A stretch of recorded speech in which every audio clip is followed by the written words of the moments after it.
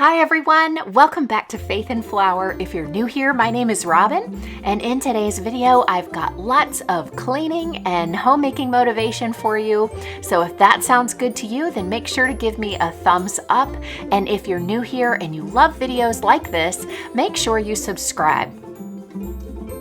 I have a lot of cleaning on my to-do list for today, so I'm glad that you've joined me for some extra motivation. And I am starting off in the bedroom and bathroom. I always like to do a quick tidy up, but then I also make sure to take a few minutes out of my day to spend time in God's Word. Even when my schedule is super full and it feels like there's just no time for it, squeezing in those few minutes each day really is worth it. I find that God really does multiply my time, and the fact that He orders my steps for the day makes a huge difference in how the day turns out.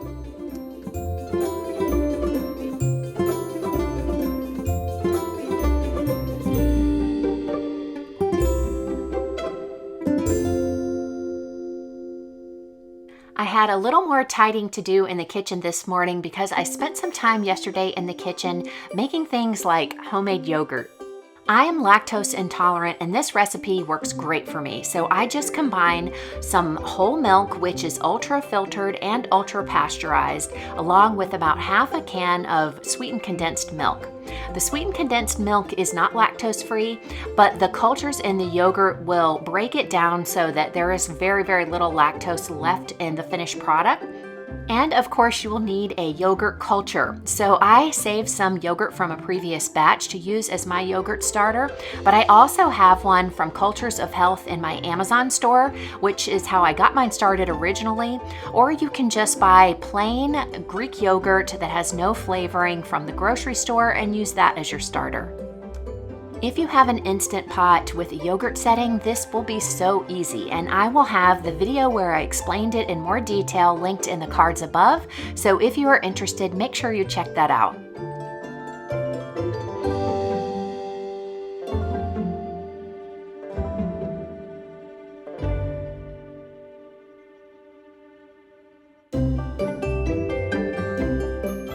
After getting the yogurt started, I must have gotten into a breakfast frame of mind because I also decided to make a batch of homemade instant oatmeal and granola. For the instant oatmeal, I just combined 3 cups of rolled oats along with 1 tablespoon of vanilla and a tablespoon of cinnamon in a roasting pan.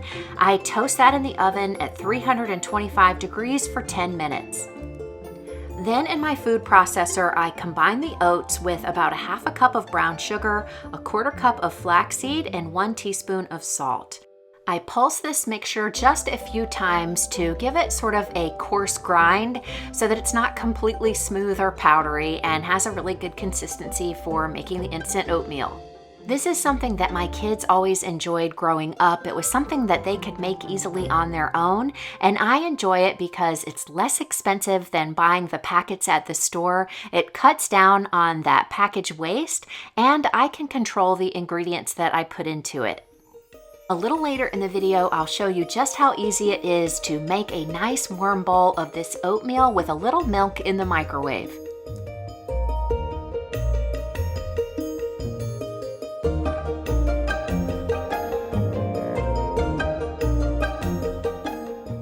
While I have the roasting pan out, I thought I could also make a batch of granola and at the same time clear out my pantry a little bit. I have all of these jars of various ingredients that would work really well in a granola, so I decided to use those things up and clear out some space in there.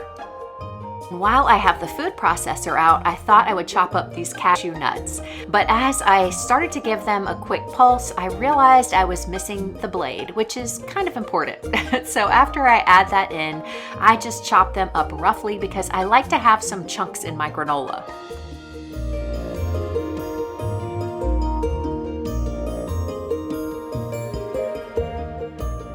The basic recipe for this granola involves measuring only 3 things, and that's the oats. I use about 8 cups of those. The oil, I use a 1/3 cup. This time I use coconut oil, but you can also use olive oil or anything else that you like. And I do about a 1/3 cup of maple syrup. The rest of the ingredients are just using up things from my pantry. You can add anything that you like, any type of nuts. I used flax seeds and coconut in there as well. And then I toast everything in the oven for about 30 to 40 minutes, taking it out to stir once in a while. At the end, I add dried fruit if I have some on hand, and this time I had dried blueberries, and all of this made a great combination. I probably will never be able to replicate it again, but it was delicious.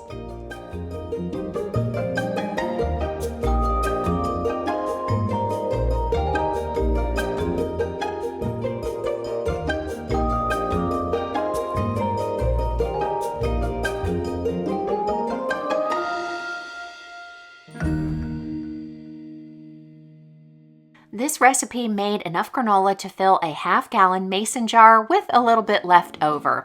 So I think we're just going to have to snack on that so that I don't have to find another storage container.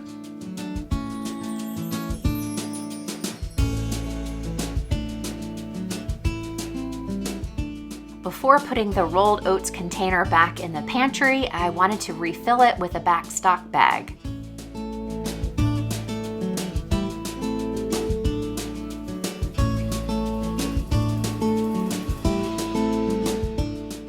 The next morning, it was easy to make a nice warm bowl of instant oatmeal. I just took about 2 of these little scoops and mix it with some milk. You pop it in the microwave for about a minute, take it out and stir, put it in for another 30 seconds, and you are good to go. This is such a great alternative to cold cereal. It's something that kids can easily prepare on their own and have a nice warm breakfast on a cold winter morning.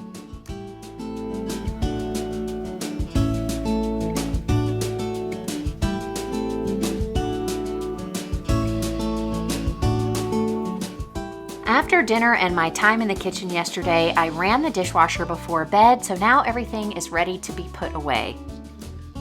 On days when I have a lot of cleaning planned, I usually do start in the kitchen. It just feels good to me to get this area in order.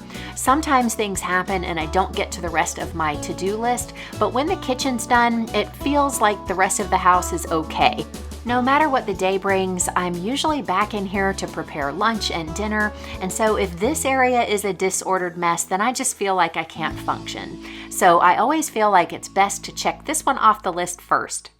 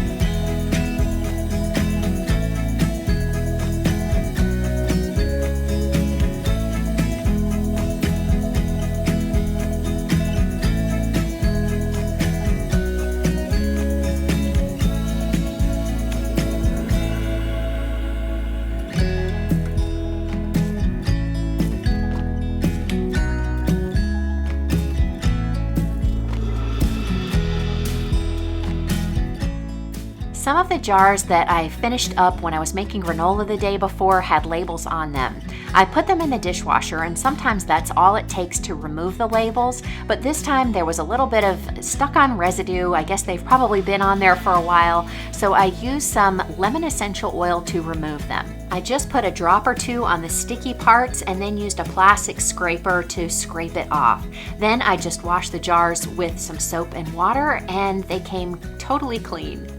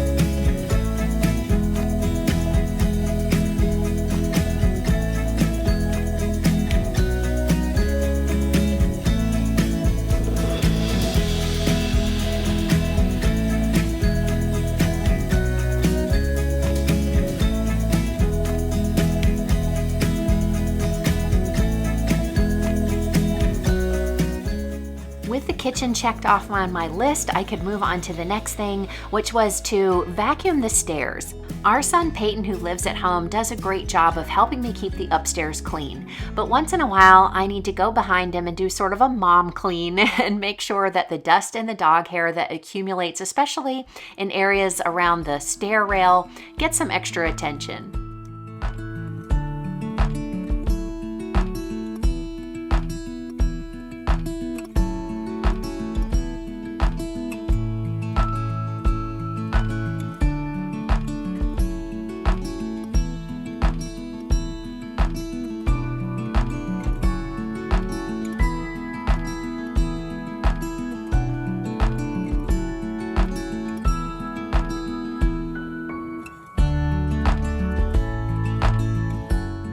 Even though we are into February, we still have some evidence of Christmas, like this really nice gift basket that some friends gave us. We're still working on the goodies in here, but I think it's time to move them into the pantry, get this area clean, and reset.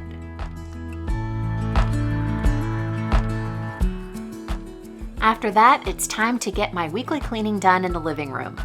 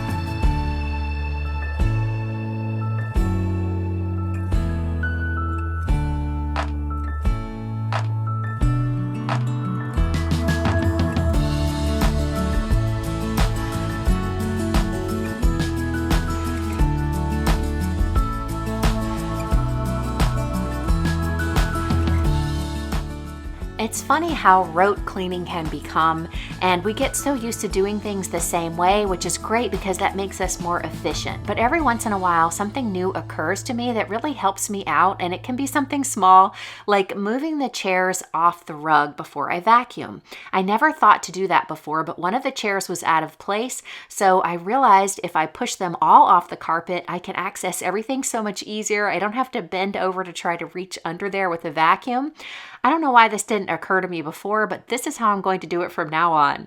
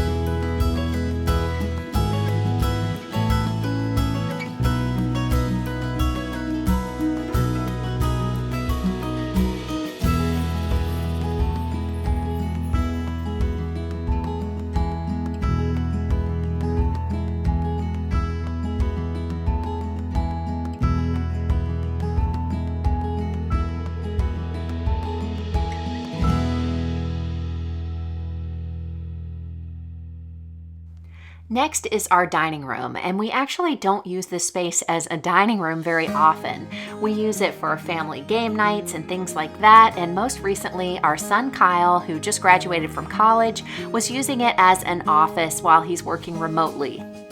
My weekly cleaning in here just mostly consists of dusting all of the surfaces, then vacuuming the floor and mopping the hardwoods.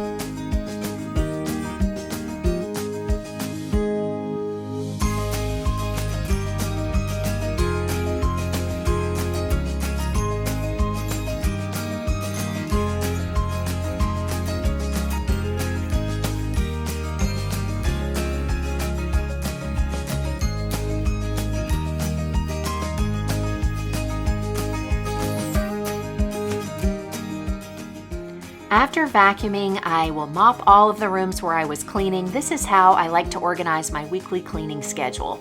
And if you'd like to know more about that, I always have my weekly cleaning video down in the description box. There's a link there you can find, so if you're interested, make sure you watch that. I hope that today's video gave you lots of cleaning motivation and homemaking inspiration. If you enjoyed it, be sure to give me a thumbs up. And if you're new here and haven't already done so, make sure you subscribe. Subscribing is absolutely free and easy. All you have to do is click on my picture and make sure you activate the bell icon so that you're notified every time I upload a new video.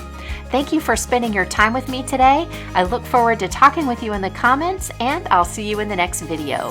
Have a great week.